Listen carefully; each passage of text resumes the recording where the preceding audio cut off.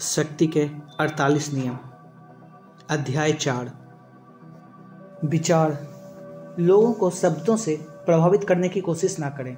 आप जितना ज़्यादा बोलेंगे उतने ही ज़्यादा साधारण नजर आएंगे और आपका नियंत्रण उतना ही कम होगा। अगर आप अपनी बात को अस्पष्ट, गोलमोल और अजीब रखोगे तो आपकी नीरस बातें भी मौलिक लगेगी। सशक्त लोग कम बोलकर प्रभावित करते हैं और रौबदार दिखते हैं। इस बात की ज़्यादा संभावना होती है कि ज़्यादा बोलते समय आपके मुंह से कोई ना कोई मूर्खतापूर्ण बात निकल ही जाएगी। शक्ति की कुंजी। शक्ति कई मायने में दिखावे का खेल है। जब आप ज़रूरत से कम बोलते हैं तो आप हमेशा वास्तविकता से ज़्यादा महान और शक्तिशाली नजर आते हैं। आपकी चुप्पी से दूसरे लोग परेशान हो जाएंगे। इंसान विश्लेषण और स्पष्टीकरण करने वाली मशीन है। वे यह जानने की फिराक में रहते हैं कि आप क्या सोच रहे हैं। जब आप अपने शब्दों को सावधानी से नियंत्रित करते हैं तो वे आपके इरादे या आपकी मंशा को नहीं समझ पाते हैं। आपके संक्षिप्त जवाब या खामोशी से वे रक्षात्मक हो जाएंगे और बीच में कूद पड़ेंगे। आपकी खामोशी के खाली स्थान को भरने की हड़बड़ी में वे घबराकर कुछ भी बोलने लगेंगे, जिससे आपको उनके और उनकी कमजोरियों के बारे में बहुमूल्य जानकारी मिलेगी।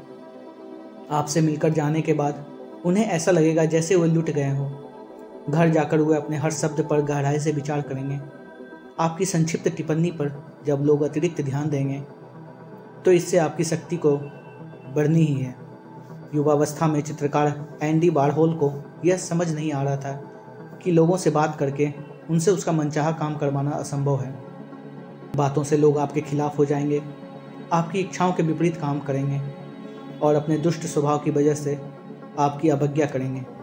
उन्होंने एक मित्र से एक बार कहा था, मैंने यह सीखा है कि जब आप चुप रहते हैं तो दरअसल आपके पास ज़्यादा शक्तियाँ होती हैं।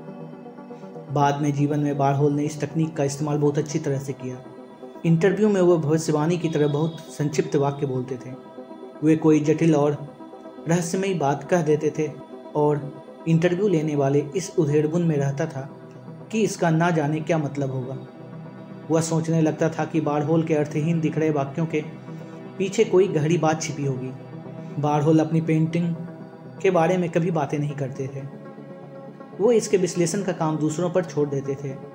वे अपने काम के बारे में जितना कम बोलते थे, दूसरे लोग उसके बारे में उतनी ही ज़्यादा बातें करते थे, और लोग उसके बारे में जितनी ज़्यादा बातें करते थे, वारहोल की पेंटिंग उतनी ही ज़्यादा महंगी बिकती थी। ज़रूरत से कम बोलकर आप अपनी शक्तियों का नाटकीय रूप से बहुत ज़्यादा बढ़ा लेते हैं। इसके अलावा आप जितना कम बोलेंगे, आपके मुंह से कोई मूर्खतापूर्ण या खतरनाक बात निकलने का जोखिम भी उतना ही कम होगा।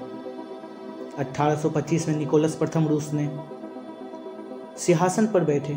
उसके सिंहासन पर बैठते ही उसके खिलाफ विद्रोह होने लगा। यह विद्रोह उदारवादी कर रहे थे जो आधुनिकीकरण की मांग कर रहे थे। वे चाहते थे कि रूस में यूरोप के बाकी देशों की तरह उद्योग धंधे और इमारत बने। दिसंबर के विद्रोह के नाम से मशहूर इस विद्रोह का निर्ममता से दमन करते हुए निकोलस प्रथम ने विद्रोही नेता कोंद्रेटी रैलेएव को मृत्युदंड देने का आदेश दिया। रैलेएव को फांसी दी जाने के तख्ते पर खड़ा किया गया था और उसके गले में रस्सी बांध दी गई।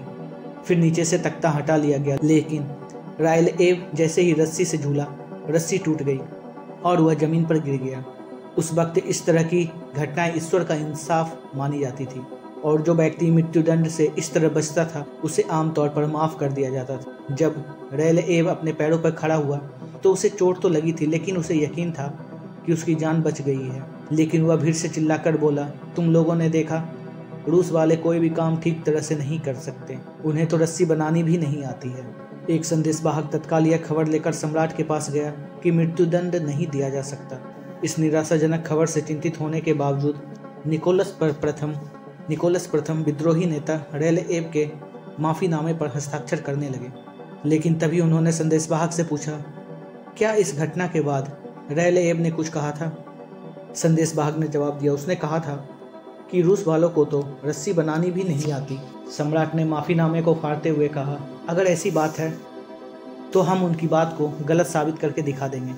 अगले दिन रैलेएव को दोबारा फांसी के फंदे पर लटकाया गया और इस बार रस्सी नहीं टूटी। यह सबक सीख लें, एक बार बाहर निकल जाने के बाद आप शब्दों को दोबारा नहीं लौटा सकते। उन्हें नियंत्रण में रखें, व्यंग्य के प्रति खास तौर पर सावधान रहें। आपके व्यंग्यवानों से आपको क्षणिक संतुष्टि तो मिल सकती है, लेकिन बदले में आपको उनकी बहुत ज़्यादा कीमत चुकानी पड़ती है। विशेषज्ञों की राय: अधीनस्थों के बोलने से पहले कभी अपने होंठ ना हिलाएं। मैं जितनी ज़्यादा देर तक चुप रहता हूँ, दूसरे उतने ही ज़्यादा बोलने लगते हैं। जब वो बोलते हैं तो मैं उनके शब्दों से उनके असली इरादे समझ सकता हूँ।